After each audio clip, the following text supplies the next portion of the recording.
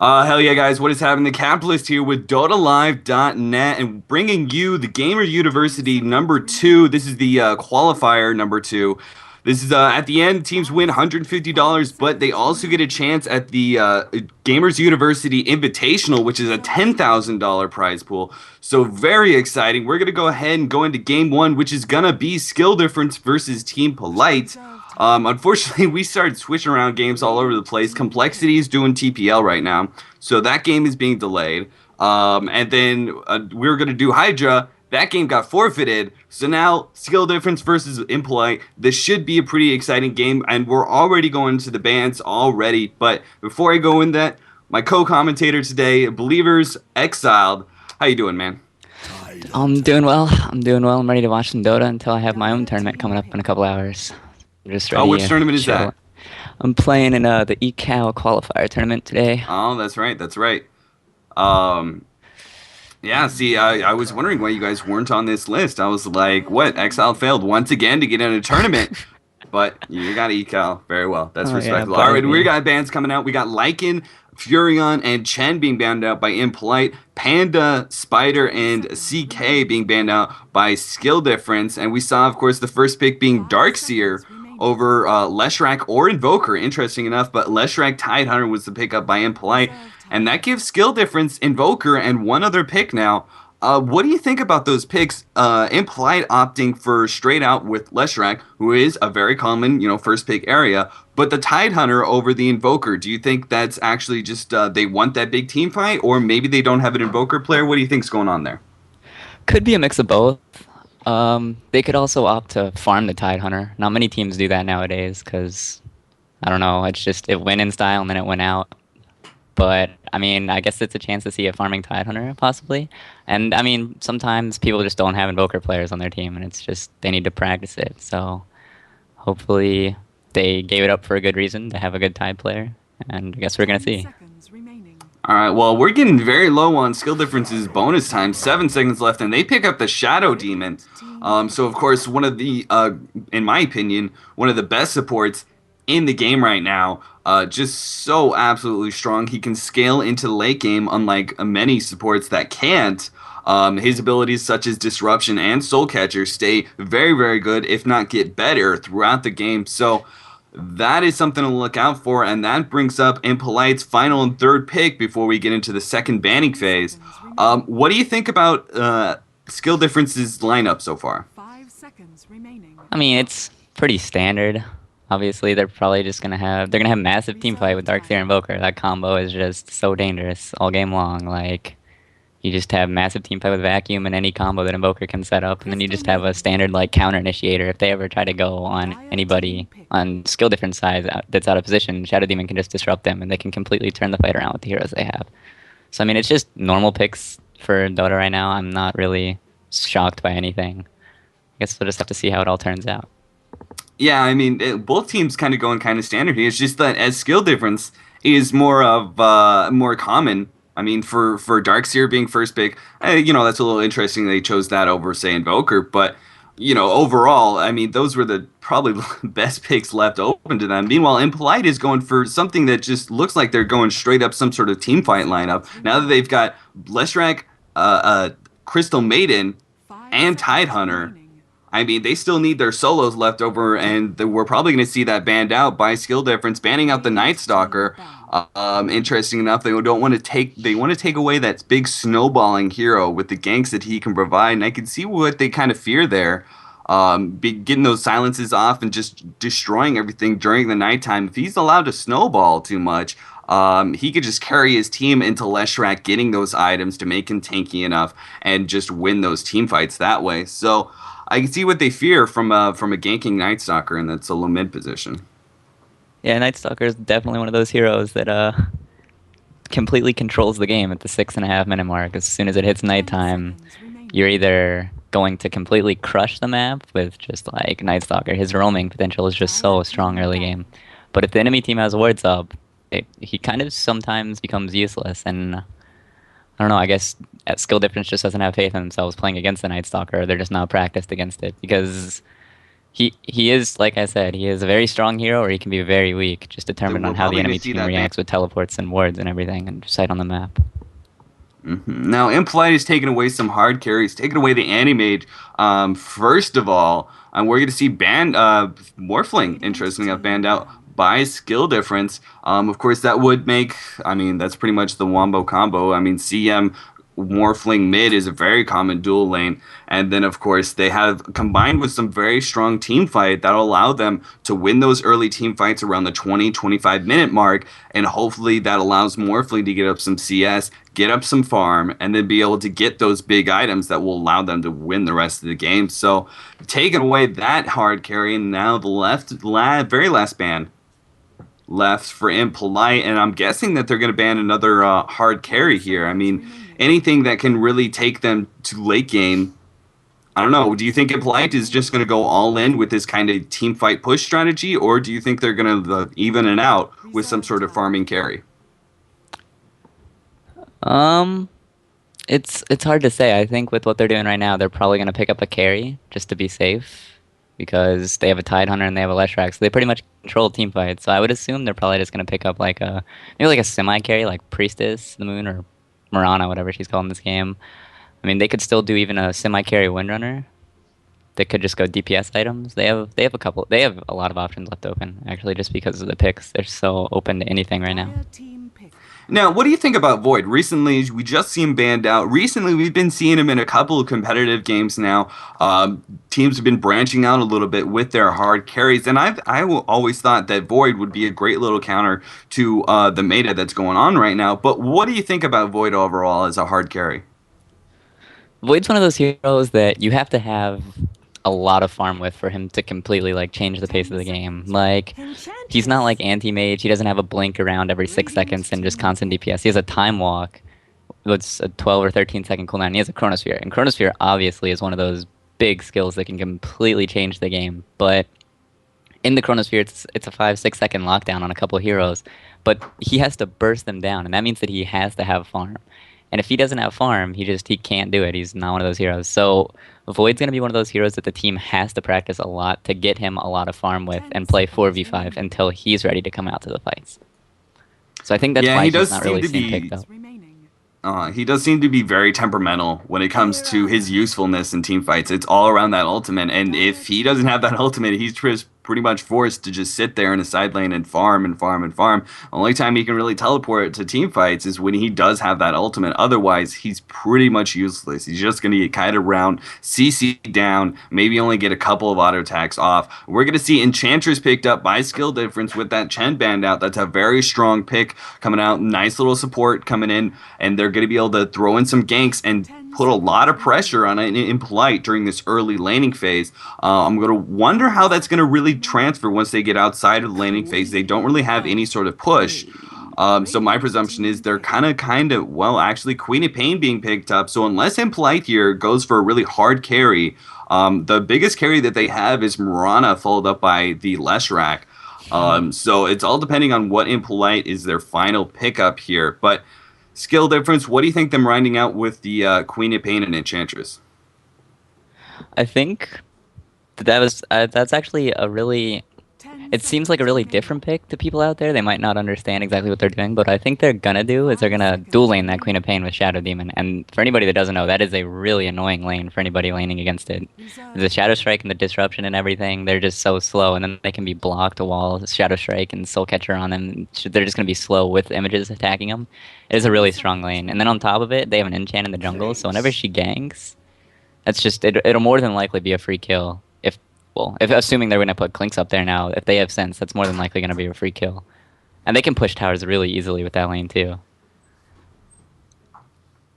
Right. Now, Klink's very interesting that they're picking him up. Klink's, the only time I've really seen him in competitive game is when he's been a great counter to, of course, the Pandaren Brewmaster. Get that fast Orchid, hit down that burst physical damage with the Orchid, get another stun somewhere in there, and you could just burst him down real quick early on, before you can get that ultimate off. Now, what do you think about Klink's now? As just basically, it seems like he's basically just a counter to both Invoker and the Queen of Pain.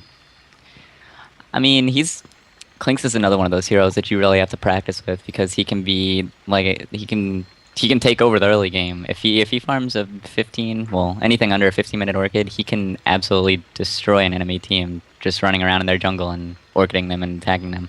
He's also, I mean, he's a great counter to the Invoker and Queen of Pain, like you said, but I mean, he can, all these heroes on the Dire side are just so squishy, maybe bar Darkseer. So he can just go around and Orchid and then strafe and more than likely kill any of those heroes as long as he has a creep eaten. I think it was a pretty decent pick by them if they play it off well. All right. Well, of course, this cannot be a competitive game without some sort of pause. Right. So we're gonna have to wait on that. But for Impolite's lineup, do you think they're gonna go 1-2-2 here, or are they gonna try and work out the tri lane? I think what they might do is they might end up running their whole team top, as in just going up from the base all the way up top with the 5 heroes, and they can possibly get a first blood. But if they see a tri-lane, they might leave Priestess of the Moon, or Mirana Tide, and Crystal Maiden up there to tri-lane against their lane, and then just have Lesh and Clink solo mid and then the safe lane. I think that would be something that most competitive teams would do, so I have to assume that they would do it too. All right, well, finally getting set off here. And it looks like Leshrac is going mid, Mirana's going top. So, interesting enough, I mean, unless they change something up here and have Tidehunter is going top. So, that's going to be your babysitter for Mirana. And it's going to be CM and Clinks while the Leshrac is middle. And Skill Difference still setting up their lanes. It looks like Shadow Demon is going top, of course. Classic Invoker solo middle. And Darkseer is going to be in that suicide lane, as always. A little bit of interesting tri-lane. I'm really glad that you talked about that. Shadow Demon and the Quam combined together. I haven't seen that very often at all. Anytime I see Queen of Pain, of course, she is always in some sort of solo or suicide lane solo. I've only seen her once or twice in any sort of tri-lane capacity, and didn't really work out very well for them. Explain a little bit how that tri-lane goes. You just have a Shadow Demon pretty much sit off to the side and try and give as much experience to the Queen of Pain?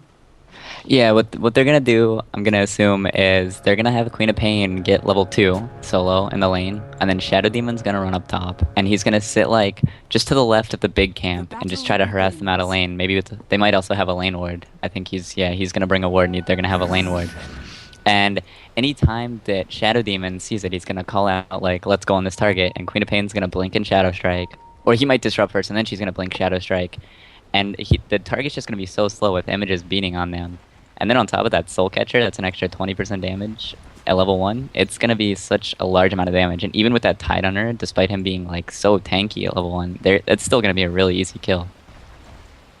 Right, and that much crowd control over a long period of time is going to give Enchantress enough time to get in that extra creep as well. And if it's a melee creep, that's very helpful. You got to have some sort of crowd control so you can get those melee creeps in range to hit their disables.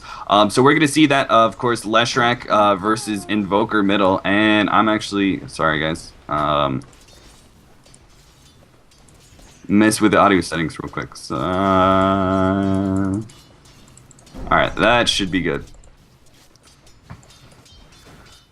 Anyway, so CM's pretty much going to be trying and forcing out Darkseer away from that bottom lane, but it is pretty much typical suicide lane Darkseer. You can't really shut him down very well. In fact, right now, she's not really harassing him out of lane at all. He is freely going forward and getting CS, and that's not really what you want to see from your Darkseer lane. I mean, you want to be able to force him out so he has to throw down double ion shells on the creep wave like he usually does in a suicide lane.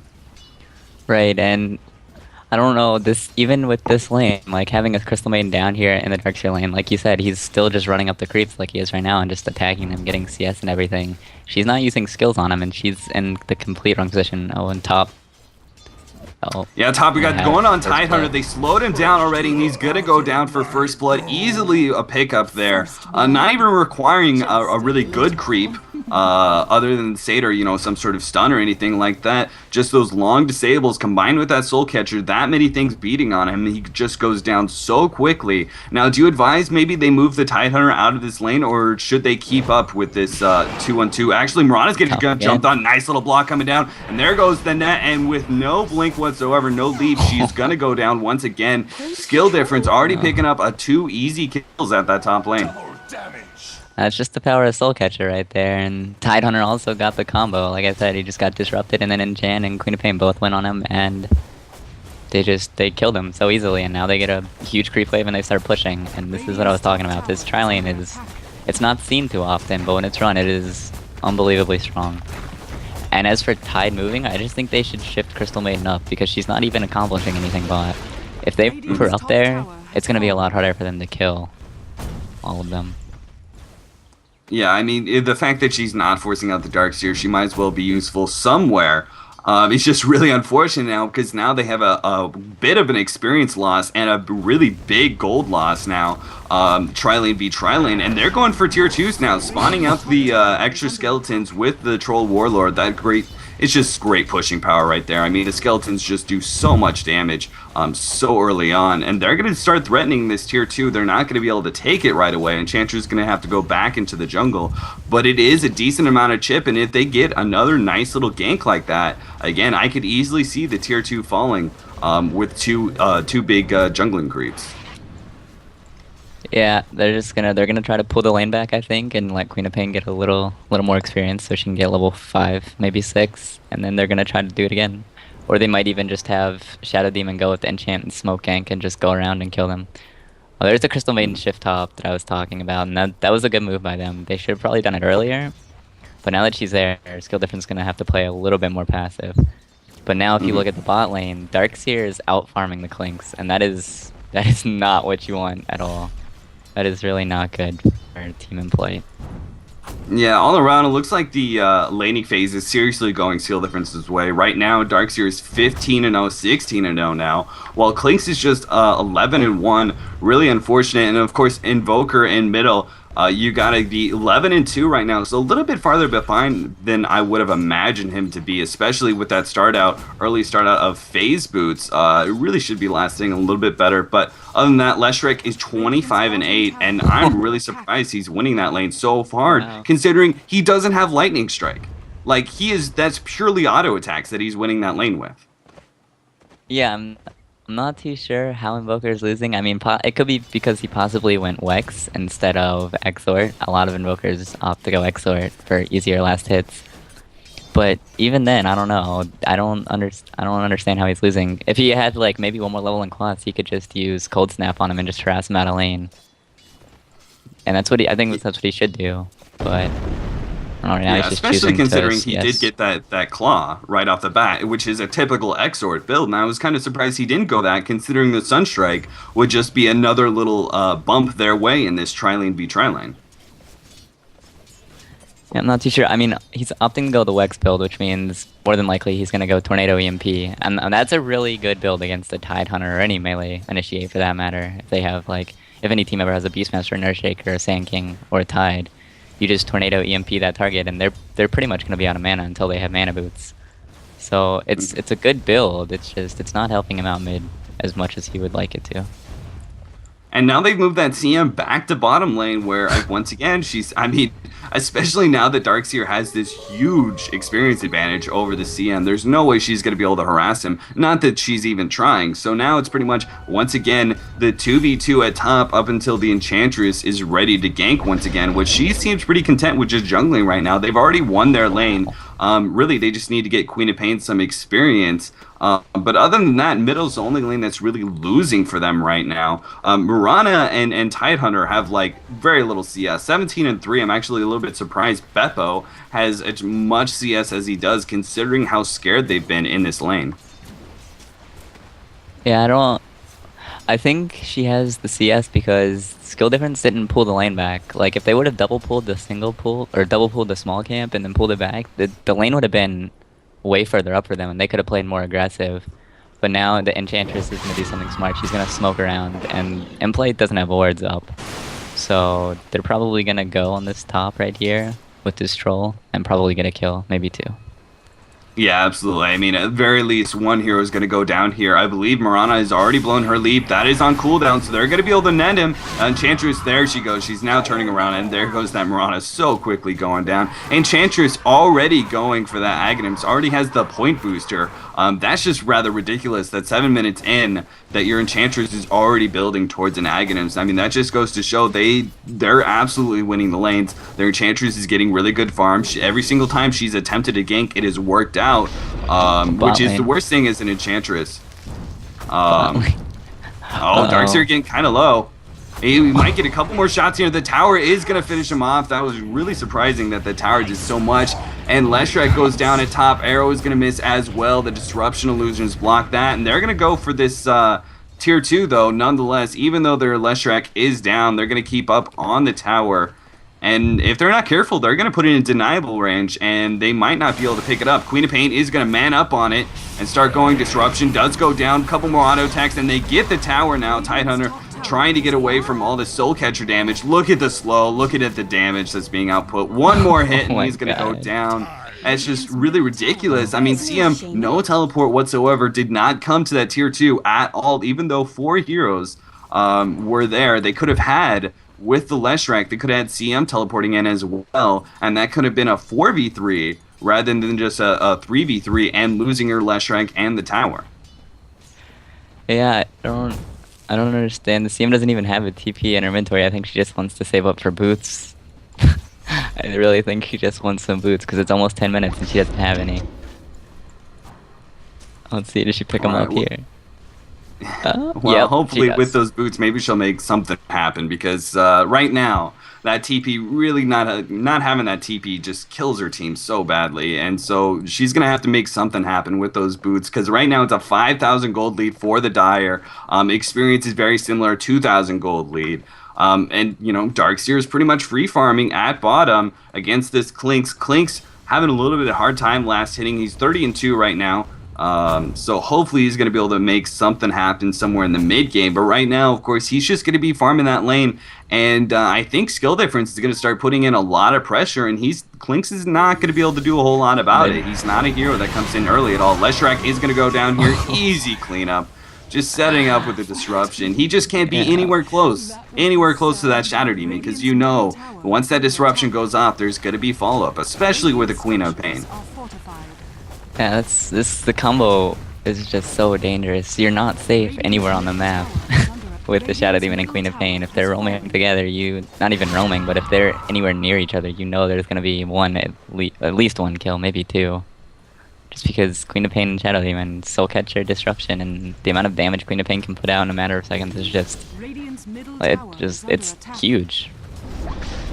Yeah, and with the serious lead that they have right now, if they pick off one hero, they're definitely going to win the team fight. Tidehunter is going to go down easily. Arrow going to lock down on the Enchantress. This might be a big of a turnaround. They're going to get 2 heroes at least for that Tidehunter. Dilated might getting kind of low, but he's going to be able to blink away with 30 health.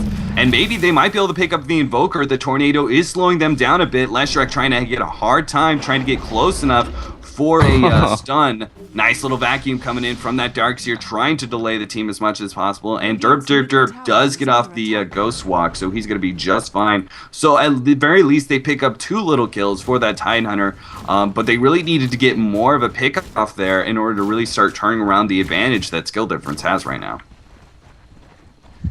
Yeah, I think what they're gonna have to do is they're gonna have to get their team of 4. They're gonna have to get Tide 6 mainly. Him not having Ravage right now it's so huge. Like, Tidehunter is a great hero once he's 6, but until then he's really not that useful.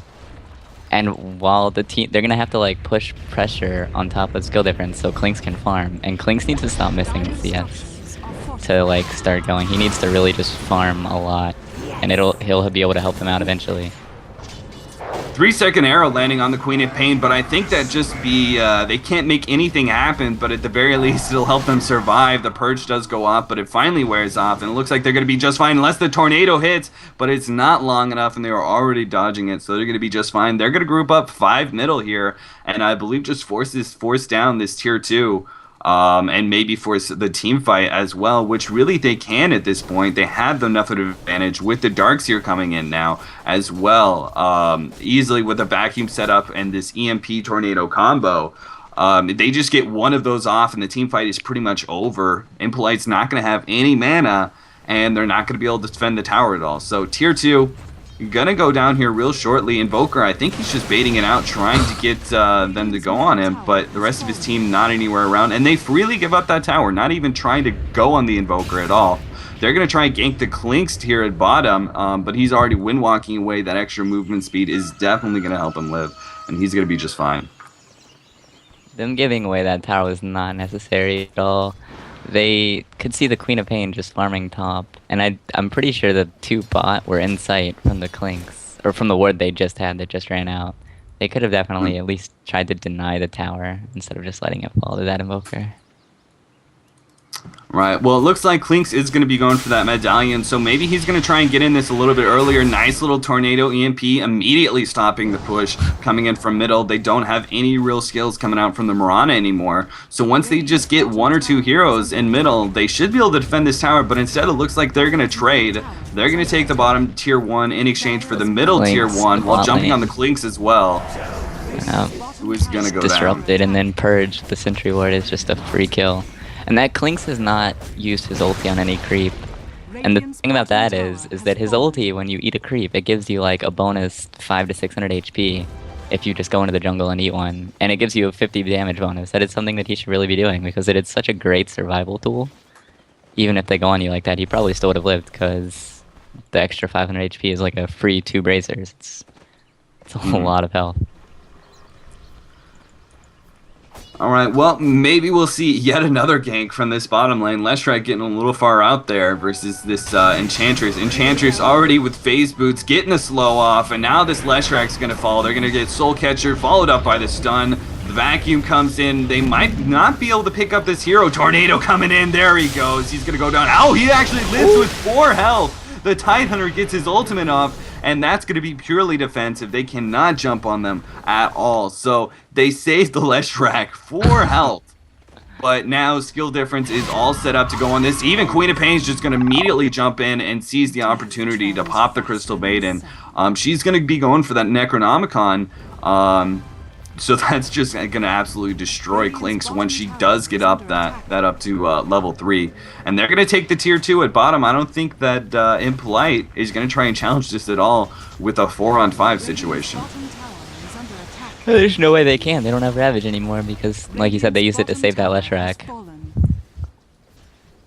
Yeah, I think the only saving grace they have right now is some sort of big Tidehunter ult, and then followed up with the chain stuns. Otherwise, I think they're just going to keep getting picked off. And right now, I think Mirana's doing the only thing she can do right now, and that's just farm up and try and counter push the side lanes as much as humanly possible, while Skill Difference is just taking all these tier 2s, and now maybe threatening the racks. Actually, Queen of Pain going to go down here. She gets way too close.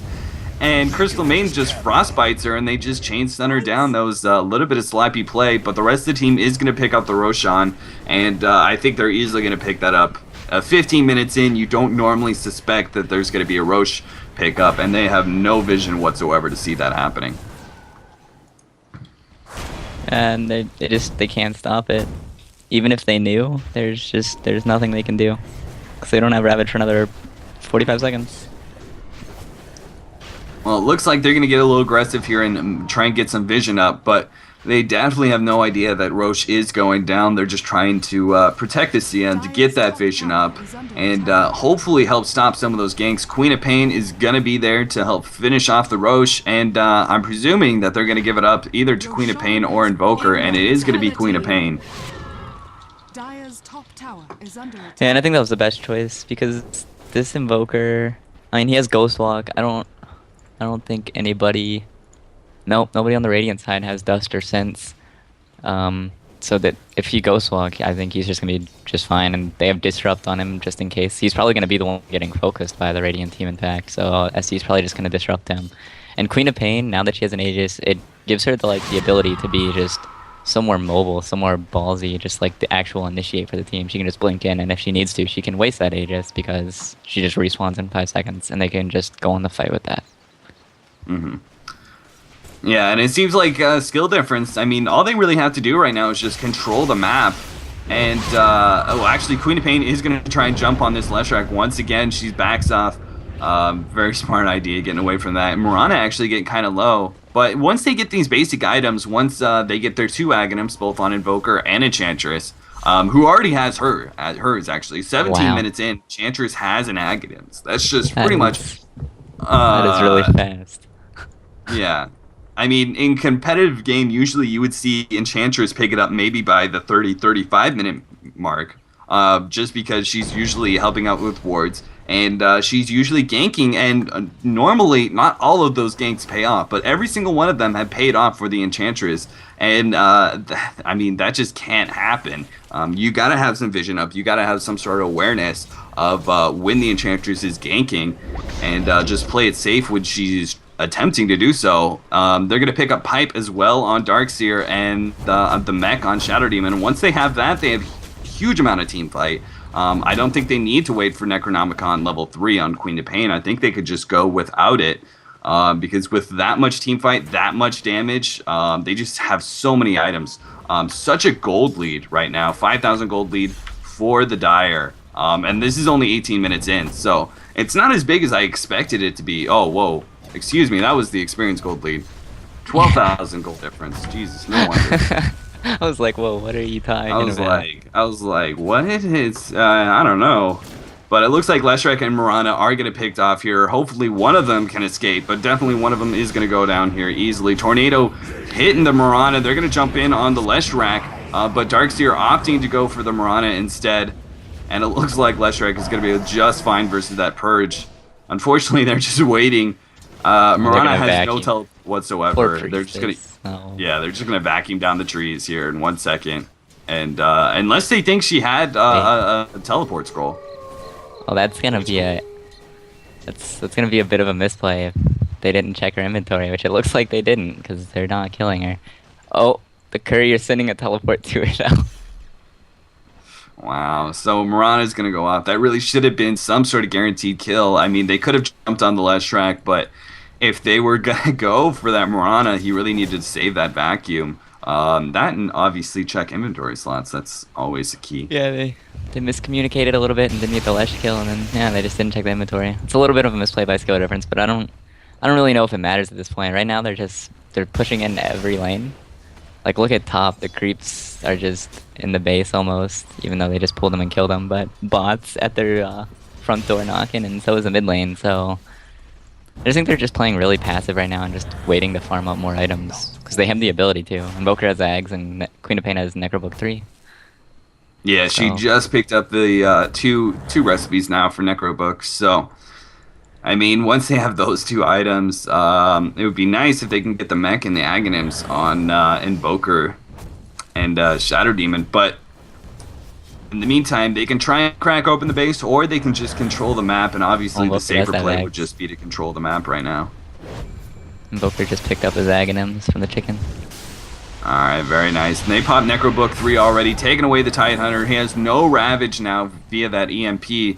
So they're going to start beating on the tower a little bit. I don't think they're going to be able to turn this into anything good because Tidehunter is probably just going to heal up and come back. But in the meantime, it's a nice little harassment, doing some nice little chip damage on the tower, already getting it to half health. But it looks like they are going to commit to this, blowing the pipe now in anticipation for the upcoming Ravage. There goes the Purge going off on Leshrac. They're going to jump on Leshrac here. Leshrac getting very, very low, but the Darkseer gets picked up. Nice little Ravage coming in from the Tidehunter, getting that off. Now Queen of Pain's trying to finish off heroes, but she's getting very low. She goes down. There goes the Aegis. Klink's burning her up with his armlet. Oh, there goes Tidehunter getting very, very low. The final Impetus finishes them off from the Enchantress. And now it looks like Skill Difference still going to keep going here with the Aegis pop on Queen of Pain. They do have enough damage, and they're just going to take this tower. There it goes. But unfortunately, I don't think they can turn this into racks. Arrow missing, hitting on a creep. And this might turn out badly for Leshrac. Leshrac going to get very low with that Cold Snap. It's just nothing he can do. He can't hit any stuns whatsoever. Getting really aggressive when the rest of his team was healing up. And now with that numbers advantage that Skill Difference has, and plus the Necrobook is back up, they're going to be able to take racks here. Yeah, that Aghanims on Enchant is just, the range and the damage is just so absurd, and she got it so early, so there's really nothing that the Radiant team can do about it, because she's just Just going around throwing out 400 damage, true damage. Look at the enchant. One emphasis hitting Crystal Maiden literally took her to 280 HP from 600. That's 300 damage, and that's half of her health. That is so much damage. Yeah, and she's not even level 11 yet. That's just level 1 Impetus. That's just ridiculous. And so that means 22 minutes in, they're going to be taking the first set of racks, and, you know, I'm tempted to just call it GG for Impolite, but they are going to try and fight this back. They're going to try and defend, of course. One rack's down, you can always come back from. It's just this early, 22 minutes in, you're talking about a serious gold disadvantage just from that one lane alone. Add in the fact that Skill Difference is going to be completely controlling the map and threatening a second set of racks unless like 2 or 3 team fights go their way. Skill Difference is going to have to really make some big misplays trying to crack open the base, the second set of racks. They're going to have to make some serious misplays. Otherwise, I don't see a whole lot of hope here for Impolite. Yeah, I'm not really too sure at this point what they can do, because Clink still doesn't have his Orchid up, and that's not really what you want. Because if he had his Orchid, at least they could still try to go around and pick somebody off. Maybe pick 2 people off. I don't know. Queen of Pain's just free farming bot lane. The enemy, or the Dire team, is now controlling the Radiant jungle as well. So they finally started farming their jungle. That's just, and like you said, the gold cripple on mid for the gold. They're only gonna get 20 instead of 40 gold. It's gonna be really hard for the Radiant team to come back. Yeah, they're beginning to work their way to a 20,000 gold difference. 23 minutes in, that's, you know, pretty much 1,000 for every minute that's passed in the game. That's just rather ridiculous. And they're gonna, like you said, control the jungle. On top of that, they can just wait for Roshan another 3 minutes on that, and they can pick that up for the Queen of Pain once again. And then I think they're pretty much gonna be set. Trying to jump in on the Mirana, but a nice little leap away, getting away from that. But they're just going to build those excessive items and just dominate team fights left and right. Do you think Impolite here, should they try and get some sort of pick-off with this smoke? Or should they be just try and focus on that team fight that's going to happen eventually at their base? Really? But as I say that, Leshrac is going to go down here, setting up the disruption, followed up by the Queen of Pain. Anyway, go ahead. Getting caught out of position there a little bit. Really, the Radiant team just, they can't go out of their base right now. Because I mean, they don't really have wards on the rivers. The only ward they have is the little defensive one at top. And if wherever the Queen of Pain and the Shadow Demon are going to stick together now, so it's going to be a free kill whenever anybody extends out of the base. The Radiant team just has to sit in their base and hope that Clinks can farm an Orchid. And they can possibly win a team fight with that, unless the Dire team groups up right now as 5 and just ends the game, which they're going to do. It looks... Yeah, he still needs 1,000 gold, give or take, for that Orchid. So he's just so very far behind. And now they're working on the tier 2 at bottom. And there's nothing really they can do right now. Mirana is coming in now, but look at the Impetus. They're already taking out the Tidehunter before he can hit a Ravage. That's pretty much the only thing they can do. They pick up the Enchantress. Enchantress getting way too ballsy there. But here comes the Queen of Pain. They're going to start fountain diving here. They pick up the CM at least. And now they're going to go back to taking this Rags. It's a 4-on-4 now, and they do still have Ravage up, so this is an opportunity maybe for Impolite to kind of turn around this game. There goes the Invis coming out from Mirana. He's close enough to pick up 1 or 2 heroes here, but he opts not to throw the Ravage down. That was a great ice ball. Oh, and Tide... Oh, that was an okay Ravage, but his team didn't really They're going to start going on Darks here. Nice little arrow coming up on the Shadow Demon. They're going to try and, oh, poor Leshrac, trying to hit that stun. He's going to completely miss with that tornado, and he's going to go down. And as Skill Difference looks pretty set to win this team fight and the game here, pretty much the only hero left is Klink's trying to do what damage he can. Nice little group up vacuum coming in from that Darkseer, but not a whole lot of follow-up. No tornadoes or EMPs left from that Invoker. But they just need to finish off this melee Rax, and that's pretty much getting big game. But an arrow, 5-second arrow on the Shadow Demon. Shadow Demon getting cleaned up here. Invoker trying to slow them down. Vacuum even might be able to finish off the Tidehunter. Queen of Pain is going to go in big. Now with that Necrobook trying to hit on the Clinks, but the Clinks trying to fight his way to the Queen of Pain. Queen of Pain gonna get that blink off, trying to hide away in the jungle. Mirana's trying to find her, but she has no idea where she's at. And now he's stuck by the Necrobook. The vacuum breaks him free, but it's not going to be enough, and she goes down. They take the melee ranks, and now they're gonna maybe take the range racks as well. This is just a ridiculous team fight, and this game's clearly gonna be going skill difference this way. Radiant's bottom barracks are Yeah, under the only attack. chance they had right there was that Ravage, and it seemed like he just used it because he ran in with the Pawn Invis, and it almost ran out, so he didn't want to get picked off. It seemed like he just used it, and his team didn't even know that he was going to because they were still running away while he used it. So a bit of miscommunication there, and that costed them another axe. Yeah, I think if he was going to use it at all, he should have just used it earlier. I mean, he had the opportunity maybe to hit the Queen of Pain and the Darkseer.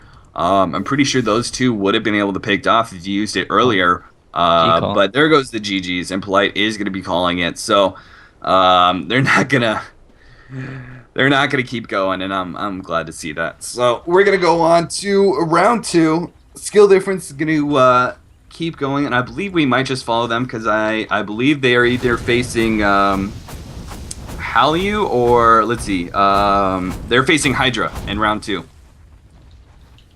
Oh, we're gonna do all right, very well. Yeah, I thought Fire Flash was doing it, but all right.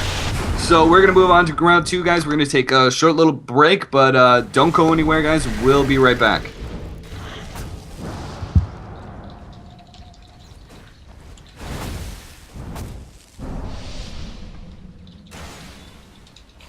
Radiant's middle tower is under attack. I mean, I guess that's a good little warm-up game, but I don't know. I'm feeling out of it right now. That was so We like haven't casted in a while. that was so not fun to watch. No, Maybe that's just me. I don't know. Like, hopefully a good game will bring it back. I don't know who Gamers University is or how good they are, but Radiant's bottom barracks are under attack. Root's decent. Anyways, yeah, I'm gonna be right back. Radiant's bottom barracks has fallen.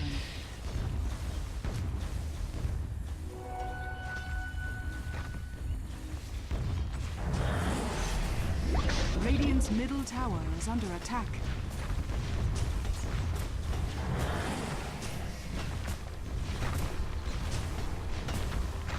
Radiant's middle tower is under attack. Radiant's middle tower has fallen. Dire victory.